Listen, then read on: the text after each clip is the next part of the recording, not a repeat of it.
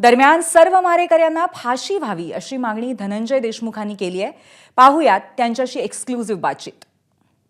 हत्या प्रकरणाची पहिली सुनावणी म्हणजे चार्जशीट दाखल झाल्यानंतरची पहिली सुनावणी ही केस जिल्हा सत्र न्यायालयामध्ये होणार आहे आणि या सुनावणीला स्वतः धनंजय देशमुख सुद्धा उपस्थित राहणार आहेत. काय असणार आहे सुनावणी? कारण आपल्याला माहिती आहे की 80 दिवसामध्ये सीआयडीने तपास पूर्ण केल्यानंतर जवळपास 1600 पानाचं चार्जशीट हे कोर्टामध्ये दाखल करण्यात आलं आहे. काही बाबी ज्या कॉन्फिडेन्शियल होत्या, महत्त्वाचे जबाब होते, याची जरी पूर्तता झालेली नसली तरी पूर्ण चार्जशीट आज कोर्टामध्ये जमा झाला आहे. स्वतः धनंजय देशमुख आपल्यासोबत आहेत. मला सांगा की पहिल्या सुनावणीला आपण स्वतः हजर राहणार? हां, मी हजर राहणार आहे. स्वतः मी जातोय आणि काही गावकरी आहेत, पण मी स्वतः आज निघत आहे. पण खरं तर ही पहिली वेळ आहे की आपण इतक्या दिवस कोर्टामध्ये अनेक गोष्टी झाल्या म्हणजे पण आपण त्यापासून दूर राहिलात, पण आज आपण स्वतः जात आहे. नाही, आता सगळी ही गोष्ट न्यायप्रविष्ट आहे आणि त्या न्यायप्रविष्ट सगळ्या ज्या बाबी आहेत त्या काही जाणून घेण्यासाठी आपल्याला जाणं पण आवश्यक आहे आणि आम्ही त्या दृष्टिकोनातून जात आहोत. पण काय माहिती मिळते की कशा प्रकारे सीआयडीचा हा तपास पूर्ण झाला आहे? चार्जशीट आपण काही गोष्टी आपल्यासमोर पण आल्या होत्या की सीआयडीने जे याच्यामध्ये तपास केला आहे तो कसा होता असं वाटतं आपल्याला, आणि तो कोर्टासमोर आल्यानंतर काय होईल?